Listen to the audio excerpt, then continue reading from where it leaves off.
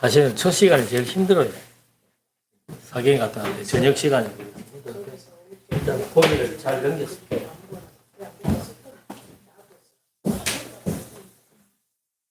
창세기를 이제 쉽게 인물들로 좀 정리를 하면은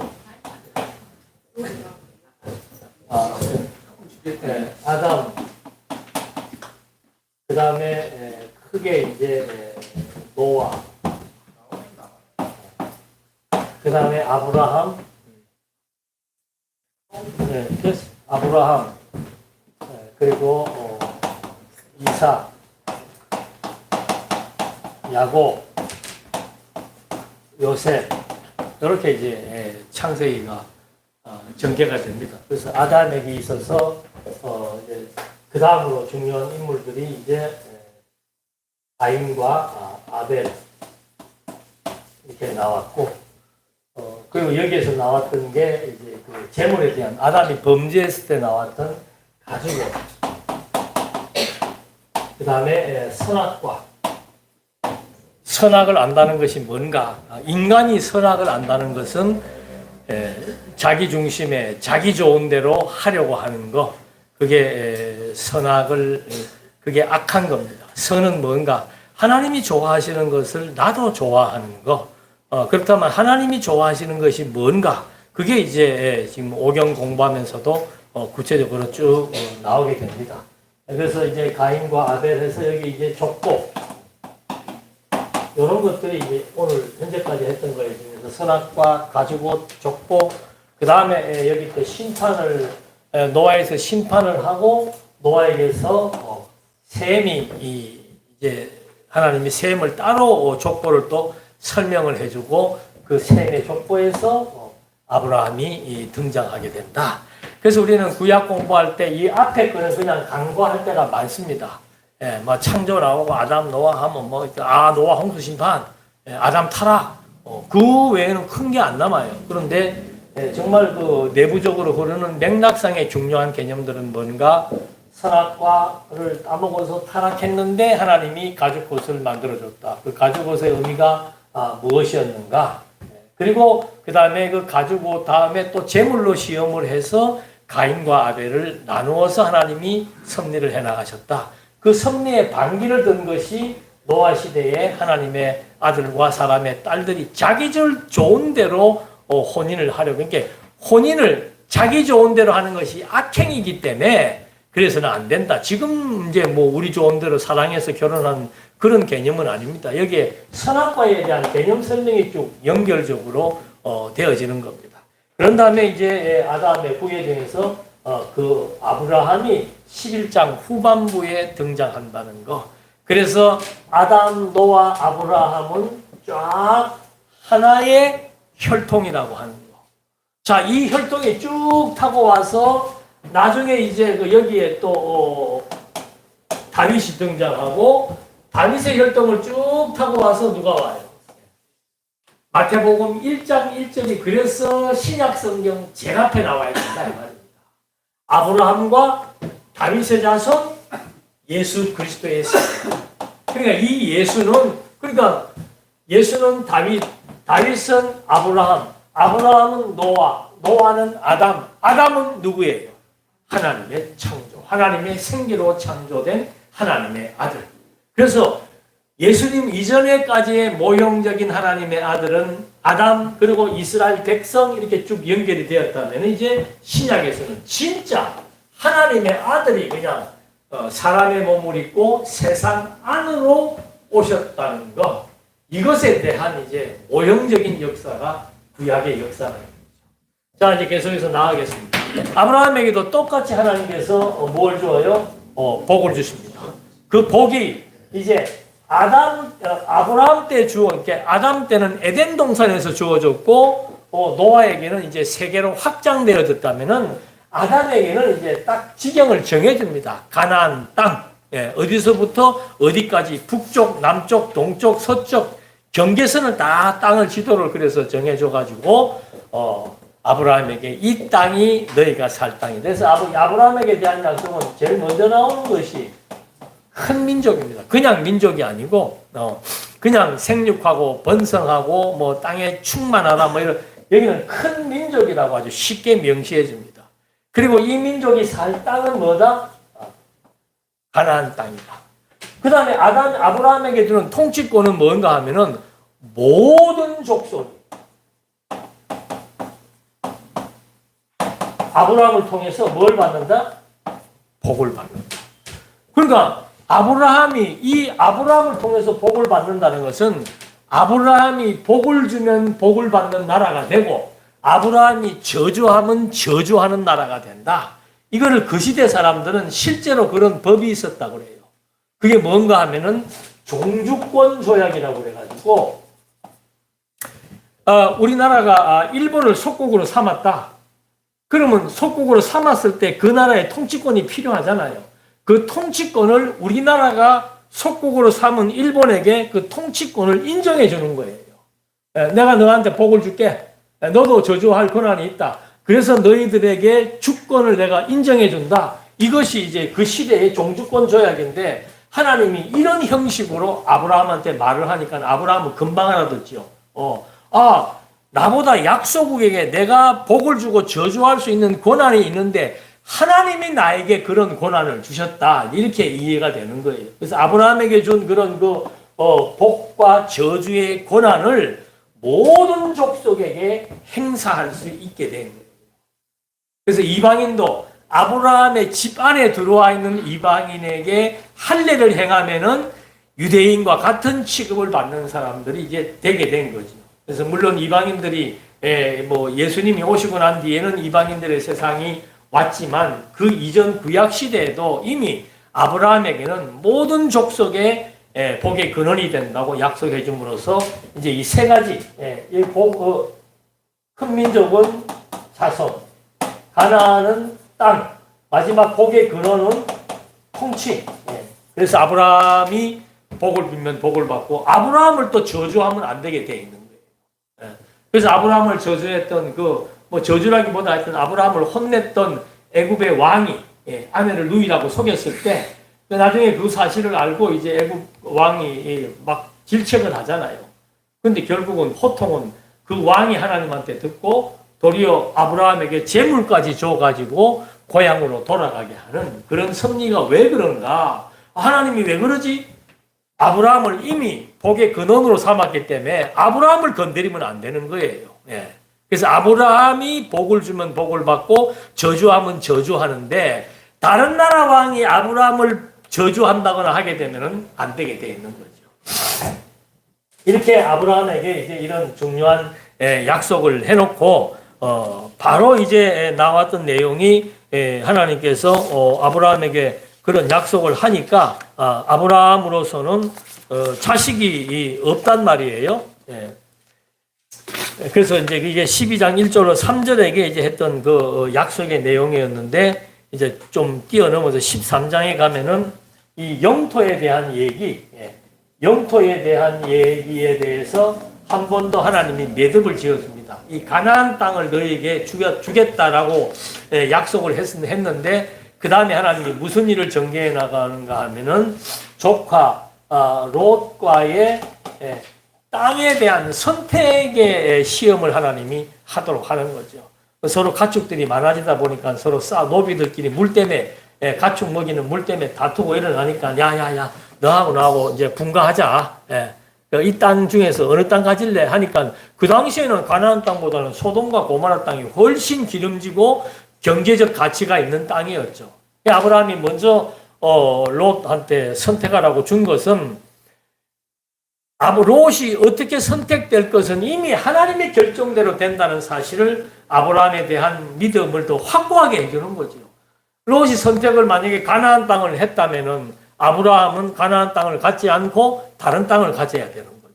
그런데 하나님께서 롯으로 하여금 소돔 고모라 땅을 선택하게 하고 뒤에 남아있는 아브라함은 선택하지 않았어도 자연적으로 가나안 땅을 그대로 소유하게 되는 이제 그런 하나님께서 땅에 대한 확정을 시켜줍니다.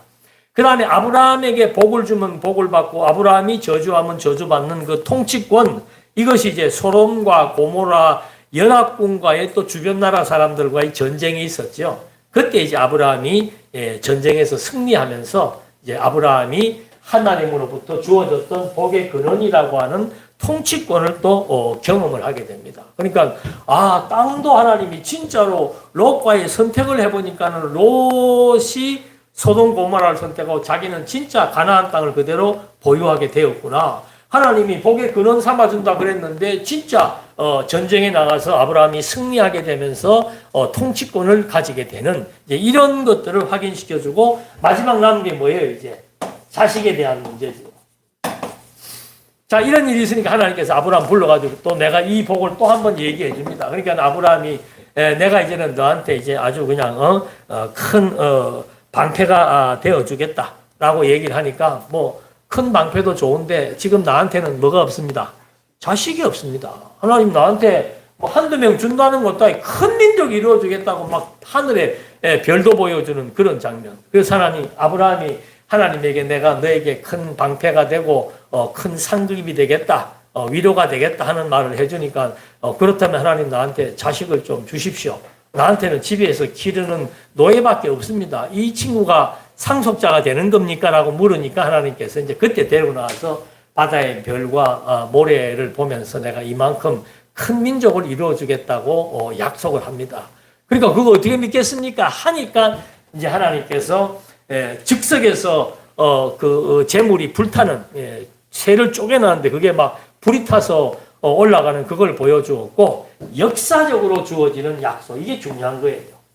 이게 이제 앞으로 출애굽기를 끌어나가는 근간이 된다 그랬죠. 창세기 15장 13절로 15절까지. 그러니까 그 복의 근원에 대한 약속은 12장 1절로부터 3절, 나라에 대한 약속은 12장 1절로부터 3절이고 백성이 형성되는 약속이 15장 13절로부터 15절이다 이 말입니다. 하나님이 이때 이제 기간도 정해집니다. 기간은 4대만이다. 400년이다. 기간 딱 정해집니다. 그리고 장소를 정해줍니다. 어디? 이방 나라 어딘지는 이때는 몰라요. 나중에 흉년이 들었을 때 하나님이 애굽으로 내려가라고 지시해 주는 거죠. 이제 이방 나라라고 하는 게 정해지고 그 다음에 거기서 무슨 일이 있는가? 학대를 받는다.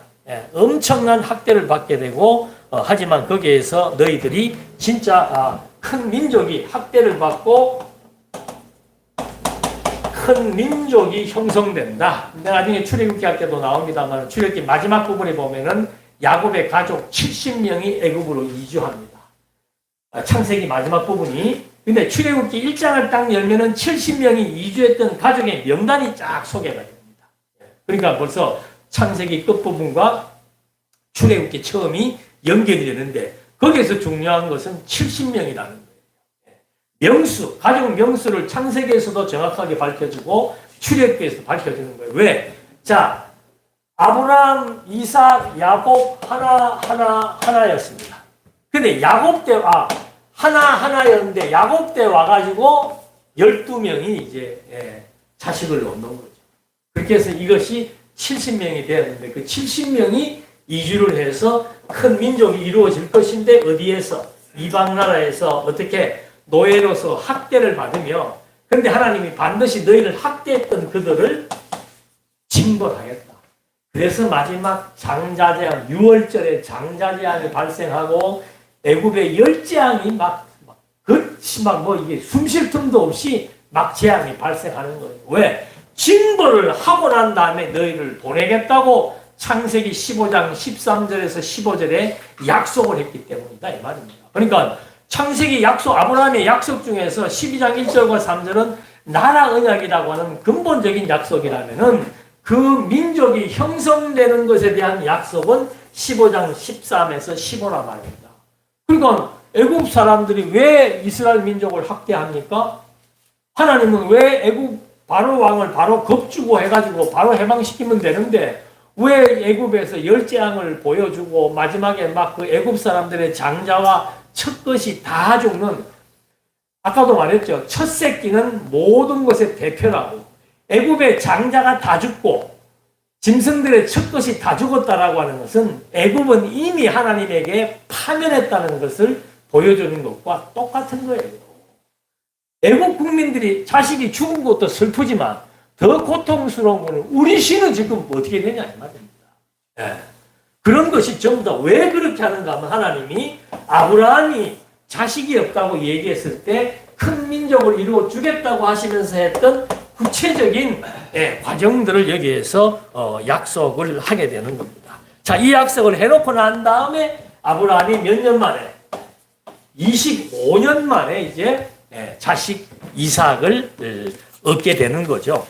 자식 이삭을 얻어서 아브라함이 또 하나님이 아브라함에게 약속을 했고 아브라함으로 하여금 이삭에게 약속을 하게 하는 내용이 이제 24장에 나오는 겁니다.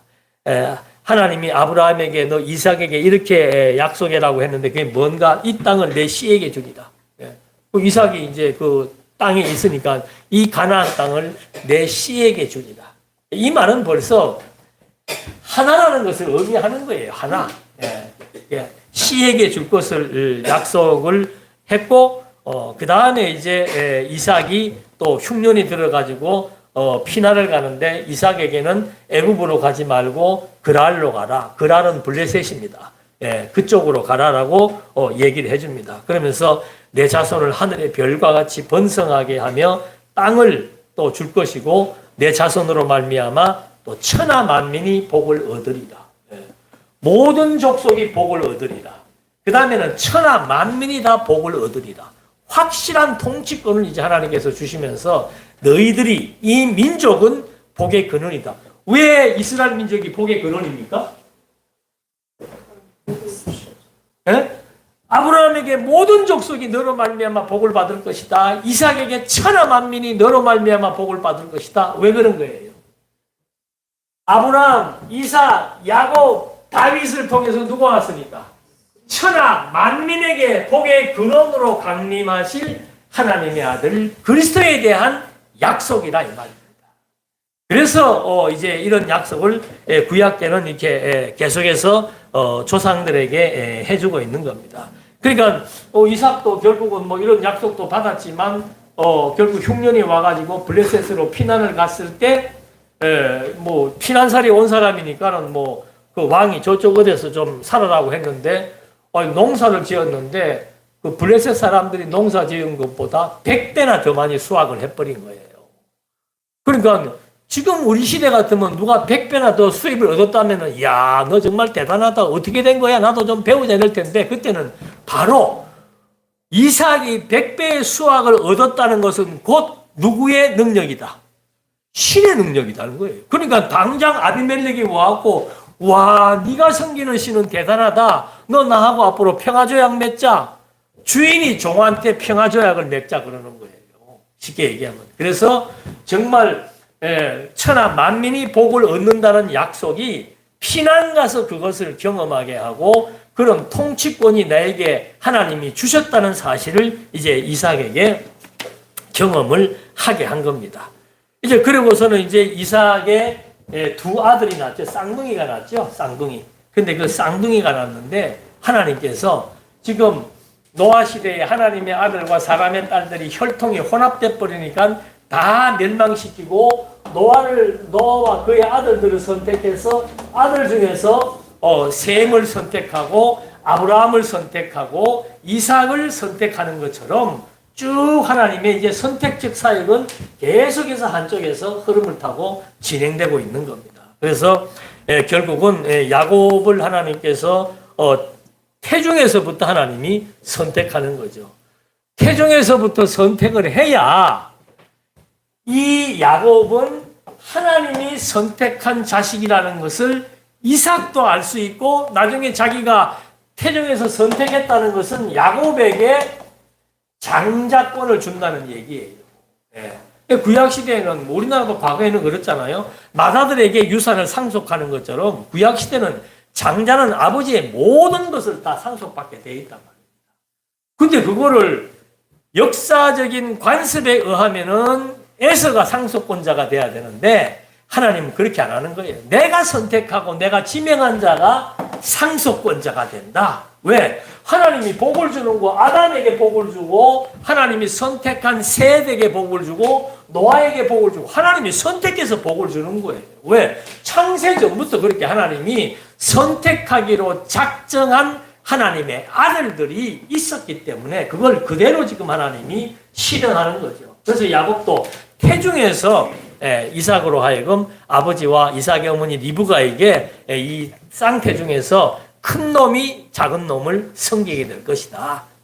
근데 이제 작은 놈이 나올 때 형님의 다리를 붙들고 나왔잖아요. 그래서 야곱이라고 이름을 지은 거예요. 남의 다리를 붙들고 나왔다. 그런 식의 이름을 붙이는 건데 나중에 이 야곱이 이제 거부가 되어갖고 고향으로 돌아올 때 야곱의 이름을 무엇이라 바꾸는 겁니까? 이스라엘로 바꿔주는 거예요. 그 이스라엘은 뭔가 하나님을 직역하면 하나님을 이겼다는 건데 하나님을 이겼다는 말의 의미는 뭔가 하나님의 권능을 대신해서 집행할 수 있는 중보자로 세웠다는 말과 똑같은 거예요. 그래서 이제 이스라엘의 이름이 되고 나서는 12아들이 생겨서 이스라엘 민족의 족장들의 우두머리가 되도록 하나님이 다 섭리해 나가는 거. 그래서 이스라엘이라고 이름은 이제 여기에 통치가 주어졌지만 이스라엘에게는 똑같은 통치라도 이제 하나님의 권능이 너를 통해서 집행될 것이다라고 하는 그런 이름을 나중에 지어지게 되는 거죠. 그래서 결국은 상속자의 정통성을 하나님의 지명과 선택에 의해서 확보를 시켜주는 겁니다. 애가 뱃속에서 아무런 행위도 보이지 않았잖아요. 누가 이쁘고 못난 것도 모르는데 그때 하나님은 이미 작은 자를 내가 선택했다. 이것은 내가 선택했다는 증거다 하면서 그렇게 해서 결국은 야곱이 출생을 하게 되는 거죠. 그래서 그 야곱에게도 자손을 하늘의 별과 같이 번성하게 해줄 것이며 땅을 내 자손으로 천하 만민이 복을 받으리라 하면서 이제 이삭에게 했던 그런 약속들이 결국은 야곱에게 이제 그대로 계승되게 되는 거죠. 그래서 이삭이 나중에 야곱이 태어났을 때 야곱에게도 약속을 해줍니다. 만민이 너를 섬기고 열국이 내게 굴복하겠다. 이건 완전히 통치권이죠. 만민이 너를 섬기고 열국이 너에게 굴복할 것이다. 아브라함에게는 복의 근원이 될 것이고 모든 족속이 너에 의해서 복과 저주가 판결날 것이다. 그 다음에 이삭에게는 천하 만민이 다 너에게 복을 얻게 될 것이다. 그 다음에 야곱에게는 만민이 너를 섬기고 열국이 굴복할 것이다. 그러면서 이제 21장에서 그런 약속을 하고 또 28장에서 연이어서 전능하신 하나님이 내게 복을 주시어 야곱이지요. 야곱에게 복을 주시어 내가 생육하고 번성하게 하여 내가 여러 족속을 이루게 하시고 큰 민족이라고 하는 것은 하나의 집단을 얘기하는 겁니다. 근데 야곱에게는 달라요. 이게 재밌는 얘기입니다. 여러 족속. 이스라엘은 12지파로 되어 있죠. 12지파의 우두머리를 족속이라고 그러는 거예요. 그러니까 야곱이 이제 나와가지고 자식도 없는데 너는 여러 족속의 아비가 될 것이다. 여러 족속의 아비니까 나중에 12명이 나왔으니까 처음으로 아브라함은 이삭 하나, 이삭은 야곱 하나 선택, 쌍둥이 중에서 야곱 하나 선택했는데 야곱에게는 여러 족속이 너에게 나올 것이라고 약속을 하시면서 나중에 진짜 여러 족속이 야곱에게만 여러 족속이라는 말을 씁니다. 그래서 이제 나중에 야곱이 여러 족속의 아비가 되게 되는 거죠. 자, 이 정도 됐으면 야곱이 굳이 아버지와 형을 속일 필요가 없는데 엄마도 그렇고 둘이서 모의를 해가지고 아버지와 형을 속여서 장자의 축복을 받게 되는 거죠. 그러니까 우리 같으면 이제 이렇게 하나님이 진짜 하나님은 당신이 선택한 대로 당신이 지명한 대로 당신이 계획대로 이루시는 것이 확실해지면은 뭐 남의 거 뺏을 것도 없고 내가 속일 것도 없고 그냥 하나님이 그렇게 하신다는 약속을 믿고 살아갈 수 있을 텐데 야곱만 하더라도 뭐 벌써 그런 경험이 이 정도밖에 안 되잖아요. 근데 사실은 뭐 우리 성경 66권을 다 가지고 있어도 우리도 지금 야곱과 마찬가지로 그런 생각을 할 때가 많지요. 아이고 지금 이거 안 하면 안 되는데 이거 지금 다른 사람이 가져가면 안 되는데 이거 어떻게 해야 되지? 하면서 전전긍긍하는 거. 내 것이면은 내가 빼앗겨도 어떻게 해요? 돌아오게 되어 있고, 내 것이 아니라면은 내가 일확천금을 가지고 있어도 어느 누구 기가 막힌 사기꾼들을 하나님이 동원시켜서 돈 냄새를 맡는다 그러죠. 돈 냄새 맡는 사람들 동원해서 내 것인 줄 알았던 것을 다 가져가게도 하시고, 그게 하나님을 믿는 사람들, 하나님의 뜻을 믿는 사람들의 태도라 이 말입니다. 그게 처음부터 그렇게 형성되고 조성되는 건 아니죠. 이삭도 야곱도 마찬가지로 그렇게 해도 좋았을 뻔했는데, 근데 하나님의 뜻이 있어요. 하나님이 여러 족속의 아비가 될 것을 약속을 했는데, 벌써 그렇게 형과 아버지를 속여놓으니까 그 집에 못 살잖아요. 피난을 가야 되잖아요. 피난을 갔는데 거기에서 나는 계산을 정확하게 못하겠네. 20년 동안에 아들 11명, 딸 1명을 낳았으면 12명을 낳았어. 그러면 몇 년에 하나씩 놓은 거예요.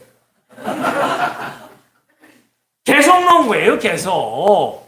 그 대신에 한 여자가 계속 놓으면 너무 힘드니까 하나님께서 야곱의 의지와 상관없이, 야곱은 라헬을 좋아했는데, 야곱의 그 외삼촌은 막 자기 딸들 시집 보낼기라고 막 계속 집어넣어갖고 4명에 의해서 12명, 뭐 남자는 11명, 나중에 이제 한 명이 더 생겨서 12명이 딱 되는 거예요. 그러니까 하나님 결과론적으로 보니까 하나님께서 야곱으로 하여금 형들과 누이를 형과 아버지를 속이게 해서 피난을 가게 되었는데, 보니까는 피난 가가지고 거기서 준비된 여인들을 통해서 여러 족속의 아비가 될 것이라고 했던 약속을 하나님은 이런 방법을 통해서도 이루어 나가시는 거예요. 그러니까 우리가 예단할 필요가 없습니다. 무슨 일이든 그건 안 된다. 절대로 안 된다. 그건 절대로 된다. 반드시 된다. 이런 말을 우리는 쓰면 안 되는 피조물이에요. 그렇게 예단할 수 있는 능력도 없고, 만사가 내 생각대로 되지도 않고 내 생각대로 되도록 능력을 갖추고 있는 것도 없습니다. 천하의 범사가 전부 다 하나님의 뜻과 능력에 의해서만 되게 되어 있기 때문에 하나님을 믿는 사람은 그래서 편한 거란 말입니다. 나를 향하신 하나님의 뜻이 있기 때문에 지금은 내 생각대로 안 되는데, 사실은 내 생각대로 안 되는 오늘이 하나님의 뭐예요? 그냥 뜻이 아니고 기쁘신 뜻이라. 내가 병든 것이, 내가 망한 것이, 내가 무슨 사람과 문제가 생긴 것이, 뭐 오해가 생기는 것이, 모든 것이 하나님의 기쁘신 뜻이라 이 말입니다. 바울은 그걸 터득한 거 아니에요. 내가 지금 감옥에 가 있는 것이 하나님의 뜻이구나. 그래서 거기에서 유명한 말을 남기는 거예요. 나는 자적의 비결을 배웠다. 풍부할 때나 가난할 때나 병들 때나 건강할 때나 사람들로부터 인정을 받을 때나 모욕과 배신을 당할 때나 어떤 상황이든 이것이 하나님의 기쁘신 뜻이라고 하는 비결을 나는 얻었노라. 그래서 감옥에서 밖에 있는 빌립보 교인들을 향해서 기뻐하라, 기뻐하라. 내가 다시 말하는데 기뻐하라. 그 말의 의미는 뭔가, 내 지금 환경이 사실은 기뻐할 환경은 아니지만 이것이 하나님의 뜻을 통해서 나에게 이런 환경을 통해서 하나님을 의지하게 되고 하나님의 뜻을 깨닫게 되는 신앙인으로서의 기본적인 자태라고 하는 사실, 자세라고 하는 사실에 대한 확신을 얻었다는 거죠. 그러니까 결국은 야곱도 이런 어리석은 실수와 장깨를 통해서 도망을 갔지만 하나님이 여기에서 내가 하나님을 속였고 결국은 아버지를 속이고 형을 속였지만 그럼에도 불구하고 하나님의 뜻은 어떻게 된다?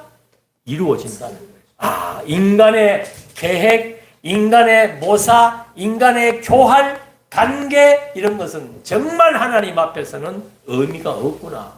그래서 십계명에 나 외에 다른 신이 없다는 말을 하고 난 다음에 뭐 거짓말하지 말고 뭐 하지 말고는 하나님을 인정을 하게 된다면은 거짓말할 필요가 없잖아요.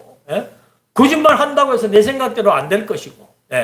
그래서 그런 부분들에 대한 하나의 12아들 족장이 여러 족속의 아비가 될 수 있는 조성을 하나님께서 이미 태중에서부터 선택하고 지명하고 그 다음에 그 장자권을 직접 이삭으로부터 계승받게 해서 하나님의 약속대로 12아들이 이루어지도록 섭리해 나갔다 이 말입니다.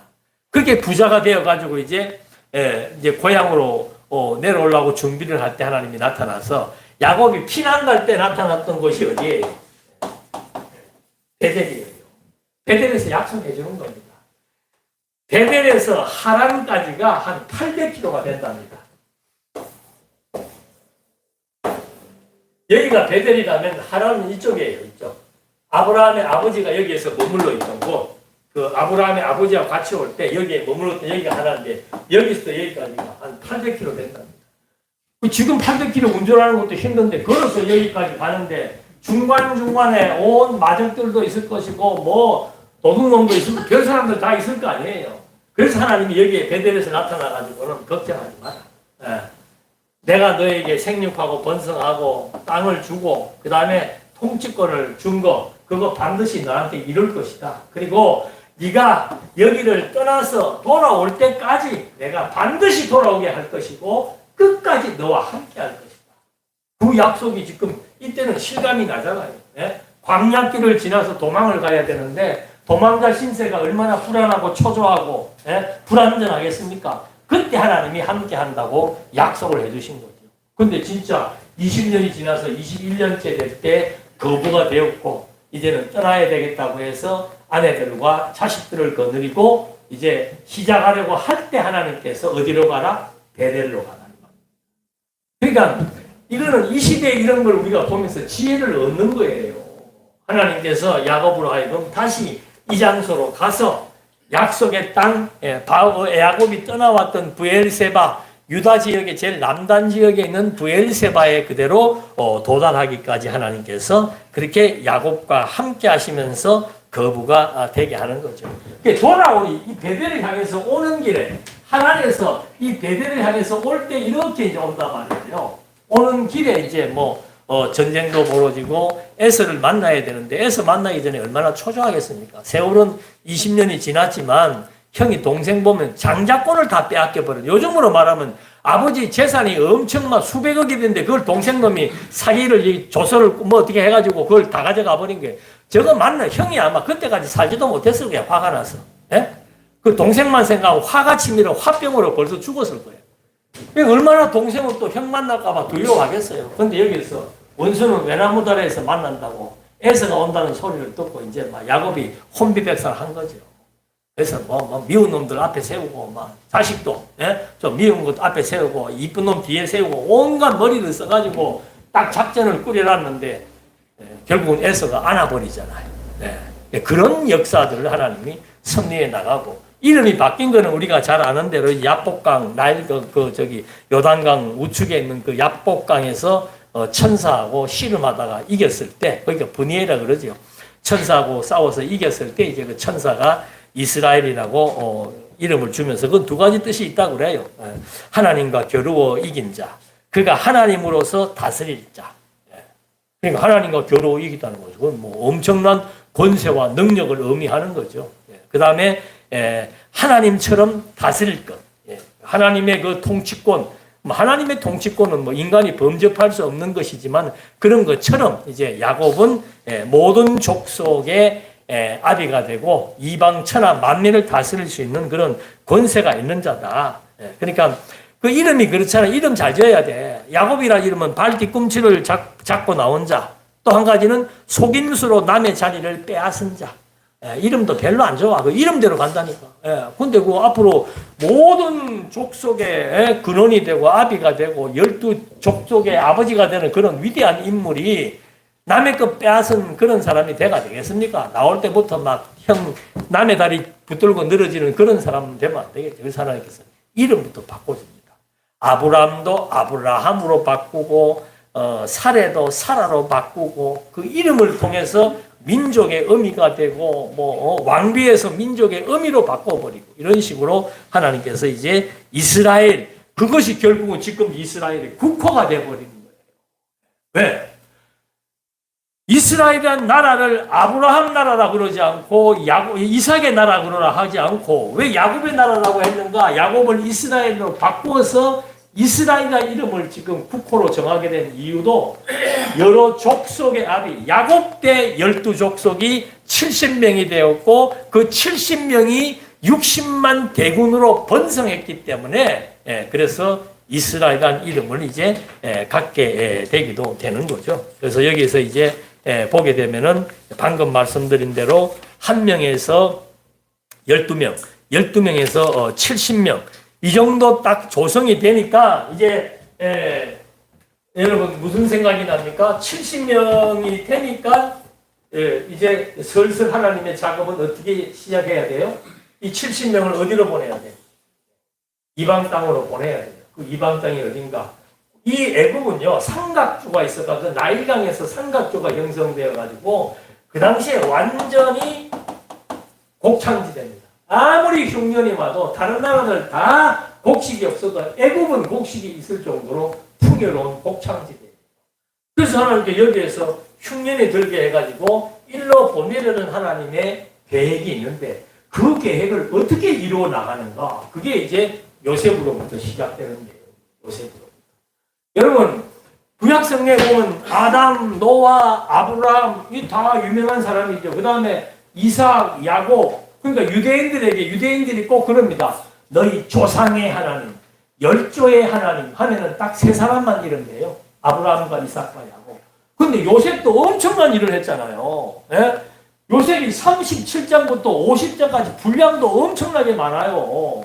세상에 유대인이 이방 남의 나라 가가지고 총리 된다는 게 아니 월남 사람이 우리나라에 살면서 부총리가 총리가 된다는 게 쉬운 일이겠습니까? 근데 그런 인물을 조상 속에 집어넣지 않아요. 왜 그렇겠습니까? 조상은 복을 직접적으로 하나님에게 부여받은 자, 아브라함, 이삭, 약속, 하나님의 복, 나라를 세워주겠다고 하나님이 직접 불러서 언약을 했던 대상들만이 조상이라고 그러고 이제 그 마지막 조상 야곱 이후에 70명이 형성되었을 때 하나님이 아브라함에 약속한 그 약속을 이루시기 위해서 분위기 조성을 이제 해 나가는 거죠. 그래서 야곱은 12명의 자식을 얻기 위해서 형과 속이는 과정으로 말미암아 하란으로 외삼촌 집으로 피난 가서 12명이 만들어져서 여러 족속의 아비가 되었는데 이제 이 민족이 형성되어지는 것은 하나님이 요셉을 들어서 쓰시는데 요셉을 이제 애굽으로 미리 보내서 총리가 되게 하기 위한 과정이 뭔가 좋게 해서 안 가요. 좋게 해서. 예? 막 처음부터 지명돼 갖고 막 총리로 가면은 대부분의 사람들은 다 자기가 잘나서 잘된 줄 알잖아요. 하나님은 절대 그렇게 일을 안 하십니다. 예. 그래서 요셉을 애굽으로 미리 보내기 위한 방법이 뭐였는가 하면은 요셉이 채색 옷을 입었다 그랬죠. 이 채색 옷은 그 집안의 제일 가장인 아버지와 그 다음에 그 아버지로부터 장자권을 이양받고 계승받게 될 아들만이 채색 옷을 입습니다. 근데 그 집의 제일 큰 아들은 루벤이에요. 루벤은 채색 옷을 안 입었는데 막내에 해당되는 요셉이 채색 옷을 입고 있는 거예요. 여러분 같으면 그리고 이 12명의 형제가 다 배다른 형제들이에요. 예. 그러니까 얼마나 그 배에 따라서 형성이 돼가지고 다 시기 질투하고 할 바인데 아버지는 그냥 막 그 일편단심, 라헬의 사랑에 대한 일편단심의 그 시가 요셉으로 나왔기 때문에 요셉을 제일 애지중지하고 결국은 요셉에게 장자권을 부여하게 됩니다. 그러니까 서열대로 치면은 루벤이 받아야 되고 루벤이 못 받으면은 시므온이 받아야 되고 시므온이 못 받으면은 레위가 받아야 되고 그다음 있는데 그 역대기서에 보면은 루벤은 어머니와 상관했기 때문에 야곱이 살던 여자와 상관을 했기 때문에 자격 박탈. 유다도 범죄를 저질렀기 때문에 자격 박탈. 레위도 시므온도 다 이 범죄에 가담한 자들이란 말입니다. 그래서 자격을 박탈시키고 결국엔 요셉이 아버지로부터 장자권을 받아서 그 장자권을 어떻게 행사하는가? 요셉의 두 아들을 12족장으로 편입을 시켜주어서 12명의 티오가 딱 짜도록 이제 하나님께서 섭리해 나가시는 것. 이스라엘 백성에게 12이라고 하는 것은 완전한 숫자입니다. 하나님의 여러 조상의 약속이 완전하게 이루어졌다는 것을 명시해 주는 거. 70명 그것도 완전수예요. 그래서 하나님께서 이제 그렇게 해서 결국은 나중에 요셉이 뭐 장자의 축복을 받습니다만은 일단은 꿈을 통해서 그러니까 장자의 옷을 미리 입고 돌아다니는 것도 보기 싫은데 꿈을 꿨는데 자기가 장자권이 하나님이 나한테 주었다는 꿈으로 해석을 해버리는 거예요. 형님들의 볕잔이 나를 향해서 절한다는 것은 내가 장자란 뜻이에요. 그러니까 형들이 그 배도 다른데 그 얼마나 미워하겠습니까? 그래서 저거 없애자고 모의를 하게 되고 거기에 주동자로 나선 것이 유다입니다. 그래서 유다가 결국은 지나가는 그 노예 상인에게 은 20을 주고 동생을 팔게 되는 거죠.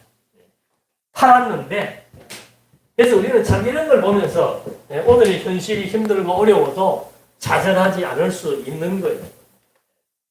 요셉은 이미 꿈을 통해서 내가 하나님으로부터 이 꿈을 꾸게 했는데 이 꿈에 대한 의미를 요셉도 알고 있고 야곱도 그 요셉의 꿈 얘기를 듣고 가슴에 담고 있은 거예요. 저 친구가 보통 인물이 아니겠구나. 뭐가 돼도 되겠다라는 생각을 한 거죠. 요셉이 결국은 형들의 모함과 아버지의 편애에 의해서 애굽의 노예로 팔리게 되는 겁니다. 이게 사람으로서 이게 감당할 일이 못 돼요. 친구한테 배신을 당하고 힘든데 이거는 자기 혈족들 아니에요. 혈족들이 자기를 노예 상인한테 팔아 그것도 은 20에 평생 잊을 수 없는 사건이지요. 근데 요셉은 그렇게 해석하지 않습니다. 이미 요셉에게는 하나님께서 꿈을 통해서 약속을 한 것이 있기 때문에. 그래서 요셉이 팔려서 어디로 가요? 가도 아무 집에나 노예로 가는 게 아니고 보디발은 지금으로 말하면 총리급에 해당되는 사람입니다. 굉장히 높은 사람이에요. 그 집안에 머슴으로 노예로 들어가서 거기에서 무슨 일을 맡아요? 이건 뭐 굉장히 신임을 하는 겁니다. 총무라고 하는 것은 그 집에 있는 재산들을 관리하고 장부를 정리하고 그 일을 여기에서 시키는 거다 이 말입니다. 나중에 이게 다 쓰여요. 자, 여기에 있다가 또 그 보디발의 아내가 누명을 씌워서 결국은 또 간음죄로 해서 어디를 가요? 감옥에 가는 거예요. 요셉이 참 똑똑했나 봐요. 그러니까 감옥에 가갖고도 또 뭘 봐요? 또 총을. 근데 이 감옥은 어떤 건가 하면 애굽의 정치인들, 그 다음에 애굽의 내각들 중에서 잘못한 사람들이 오는 감옥이에요. 자, 그러니까 보디발의 집에 총무로 있을 땐 여기에서 경제가 뭔지를 배웁니다. 총리가 돼야 되니까 총리는 나라의 살림을 맡는 자예요. 우리는 하나님께서 우리를 불러 쓴다면 아무 준비 없이 쓰는 줄로 아는데 하나님이 철저하게 준비시킵니다. 여러분들을 지금 일하지 않게 하는 것은 하나님께서 어떤 일에 대해서 예비하지 않는 것과 마찬가지예요. 이거 편안히 좋다. 이 말씀 들으니까 참 열심히 봉사 안 해도 좋고 최선을 안 해도 좋고 그냥 왔다 갔다만 하면 되네? 그럼 왔다 갔다 하는 거예요. 왔다 갔다 하는 거. 극 중에서 한마디 대사도 없이 지나가 하면 행인 1 너 행인 2 이거 하는 거예요. 그거 좋아요?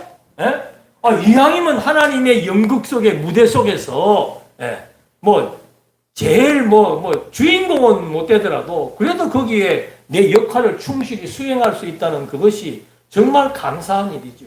그런데 그 일을 위해서 하나님이 쓰시는 거예요. 오늘 여러분들이 실패했다, 마음에 아픈 상처가 있다, 진짜 마음에 복수심이 있다, 여러 가지 마음 심리적인 작용들 하나님이 다 그런 것들을 못하는 것들을 깎고 다듬어서 멋있는 하나님의 일에 쓰기 위한 준비 과정이죠. 젊은이들도 마찬가지예요. 취업이 안 됩니다. 안 된다고 해서 놀면 안 되는 거죠. 안 되더라도 안 되는 시간을 철저히 성실하게 보낸 사람은 그 시간이 나중에 쓰이는데 보십시오. 보디발의 집에서 총무를 하면서 경제 원리를 다 배웁니다. 70명 가족이 살면서 뭘 경제를 배우겠어요? 돈도 없는데. 여기서 엄청난 거 배우죠? 이 감옥, 두 번째 감옥에 갔을 때는 정치인들, 관료들이 와가지고 여기에서 정치와 행정을 배웁니다. 총무를 하면서. 이게 하나님께서 요셉을 총리 총리로 만들기 위해서 준비하시는 거예요. 그 요셉이 나중에 알잖아요. 예? 그 여기서 가갖고도 또 요셉은 꿈으로 시작해서 꿈으로 망했다가 꿈으로 승리하는 사람이야. 예? 꿈 꿨다가 여기서 망하잖아요. 형제들한테. 꿈 꿔서 망했다가 감옥에서 꿈 해몽 잘해가지고 결국은 발탁이 되어서 딱 애굽 왕이 꿈 해몽하는 거 보고 그 사람이 이런 여러 가지 많은 지혜와 지식을 보고서는 거기에서 총리로 세우더라. 그러니까 이것이 꿈이라고 하는 것은 하나님께서 미리 언약하신 내용을 의미하는 거예요. 하나님이 꿈에 나에게 이러이러한 약속을 했다. 그리고 실제로 볕달을 통해서 설명을 해주고 하면서 아, 이것은 하나님의 모종의 계획이 있구나. 뭔지는 모르지만 형들이 나에게 절을 하는 그런 자리에 내가 앉게 될 것이라는 것을 알고 있는 거죠. 자, 이 과정을 보면서 요셉은 어떻게 해석을 했는가? 하나님께서 나로 하여금 형들이 무릎을 꿇는 그런 위치에 설 수 있는 하나의 과정이라고 해석을 한 거예요. 총리가 되고 난 다음에 요셉이 형제들을 만나잖아. 형들은 벌벌벌 떨지요. 나중에 알고 난 다음에. 그때 요셉이 뭐라고 그럽니까? 네? 우리는 그걸 잊어버리면 안 돼. 원수를 만났다. 네? 외나무들에서 만나는구나. 진짜 너는 잘 걸렸다. 이게 아니고. 네. 요셉이 지금 그만 하고 싶을 거 아니에요. 저것들 막 골탕도 먹이고 싶고 막 어떻게 하고 싶은 데인데도 하나하나 시험을 하고 난 다음에 야곱이 떠나고 나면은 얼마나 불안하겠습니까? 지금 아버지 그늘에서 지금 우리가 이렇게 목숨이라도 부지하고 있는데 아버지 돌아가시면 우리는 끝난 거야. 그런 머리들은 어떻게 이렇게 비상하게 돌아갈지 몰라. 예. 그 걱정을 하고 있으니까 요셉이 나중에는 그 형들을 안고 울고 하면서 형들이 나를 판 것이 아니고 좀 찔리겠죠. 그냥 구원했다 하면 되는데 형들이 나를 판 것이 아니고 하나님께서 나를 우리 형제들을 구원하기 위해서 미리 이렇게 보낸 겁니다.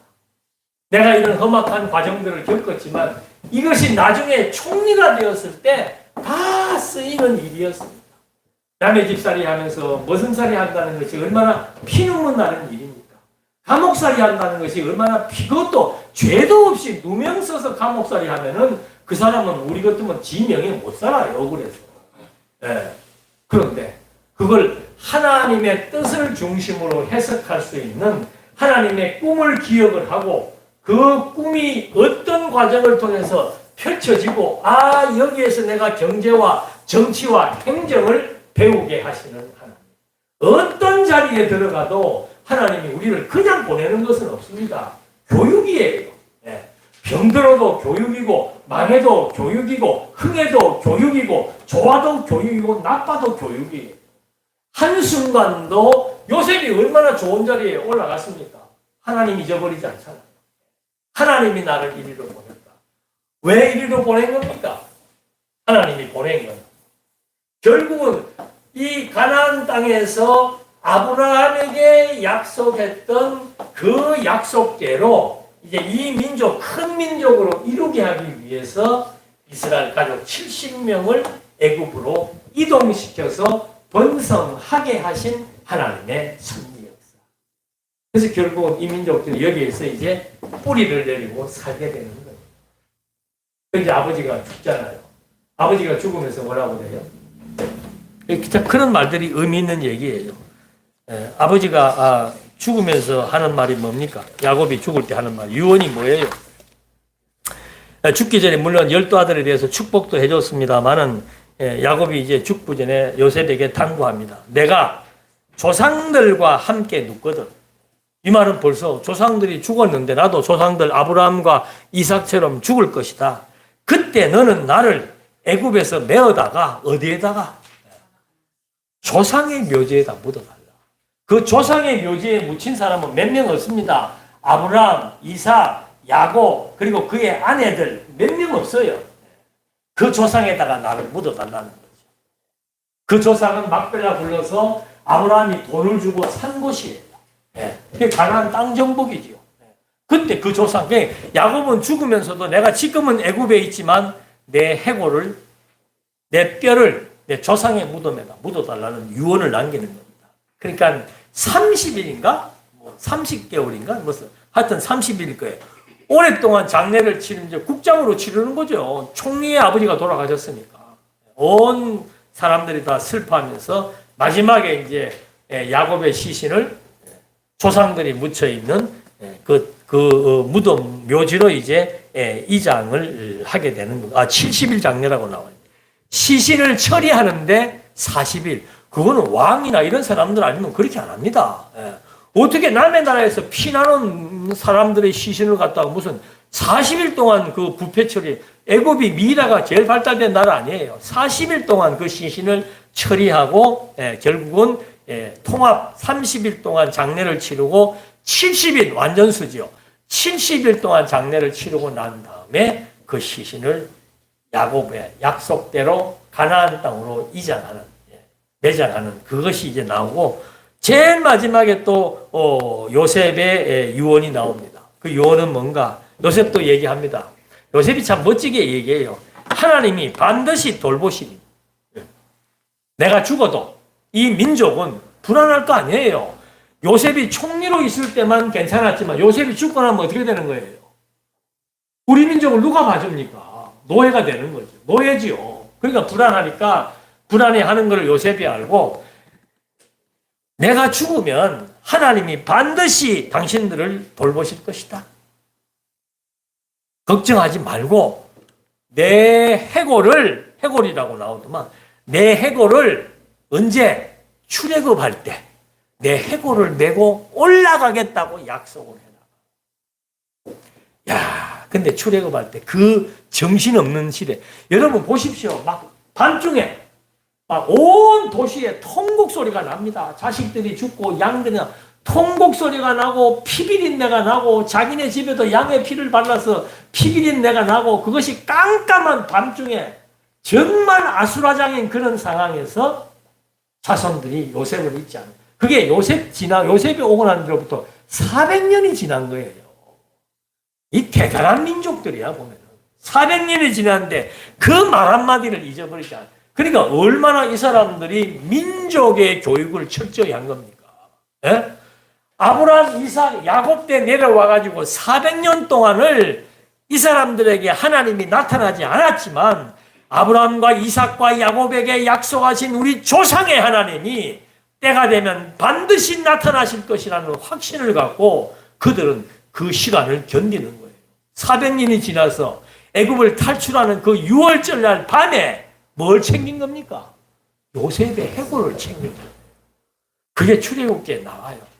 그걸 챙겨갖고 나와서 가나안 땅을 정복하고 난 다음에 여호수아가 그걸 가지고 또 가나안 땅에 들어가서 마지막에 요셉의 뼈를 묻는데, 여호수아 시대의 가나안 땅을 12지파로 다 분할했잖아요. 요셉의 뼈가 어디에 묻히는가? 여호수아 마지막 장은 그림도 올라와요. 누가 어디에 묻혔고 누가 어디에 묻혔고, 여호수아가 어디에 묻혔고, 제사장 누구가 어디에 묻혔고, 요셉의 뼈가 에브라임 산지에 묻혔다. 에브라임이 누굽니까? 요셉의 두 아들 에브라임과 므낫세. 그 에브라임의 산지에 묻히는 거예요. 그러니까 하나님의 이 섭리는 어디에 묻히는 것까지, 약속된 장소, 어디에 가는 것까지 정해진 시간과 장소와 모든 이 전 세계의 섭리를 하나님이 주관하시는 거예요. 그래서 시내산에 왔을 때 하나님이 뭐라고 하지 않습니까? 이 세계가 다 내게 속했느니라. 그러므로 너희는 나에게만 제사를 드리는 제사장 나라가 되고 노예가 아니라 거룩한 백성이 될지어다. 우리가 이스라엘 선민들의 역사보다 먼저 창세전에 그리스도를 통해서 하나님의 아들들을 삼겠다고 약속하신 하나님의 자녀들이에요. 여러분, 노예를 하나님이 뭐라고 부르는 줄 압니까? 내 백성이다, 내 장자다, 내 아들이다. 그런 말이 어디가 있어요? 누가 노예를 보고 하나님의 아들이라고 얘기를 하겠습니까?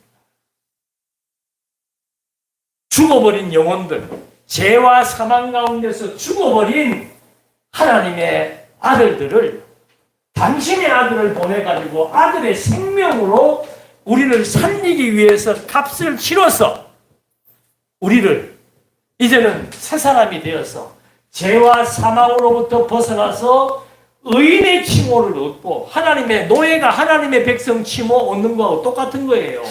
죄인들인 우리에게 하나님은 그대로 죄를 갖고 있는데 우리 내면에 우리를 의인이라고 칭호를 붙이면서 그리스도의 생명, 아담을 만들 때 흙에다가 하나님의 생기를 부어 넣었던 것처럼 죽어버린 우리들의 영혼에 그리스도의 생명의 기운을 불어넣어서 하나님의 아들이 되도록, 하나님 성부 하나님이 성자 하나님을 통해서 우리에게 생명의 기운을 주어서 하나님의 아들이 된 것.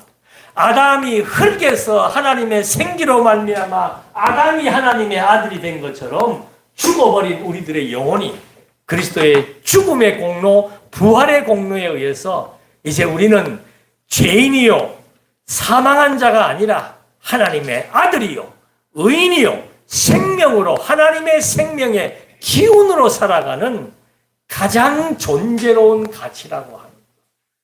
우리에게 제일 소중한 게 생명 아니에요. 그런데 내 생명은 내 생명이 아니고 그리스도의 생명의 기운이 나로 하여금 살며 기동하며 존재하게 한다는 사실, 이거 하나만 가지고도 험한 세상 사시면서 위축될 거 없고, 나보다 능력이 많은 사람, 나보다 권세 있는 사람 앞에서도 작아질 필요가 없다는 거예요. 왜? 우리는 그리스도의 생명으로 얻은 하나님의 아들이요, 하나님의 자녀요, 하나님의 권속이요, 그리스도의 몸이 되었던 하나님의 귀한 백성, 그것이 바로 나라고 하는 사실을 우리 모두 기억하시면서 하나님의 자녀로서, 하나님의 아들로서 당당하게 이 여러 가지 많은 위기와 세파를 견디며 이기며 바라기를 하나님의 이름으로, 그리스도의 이름으로 기대해 보겠습니다. 아멘. 기도하시겠습니다.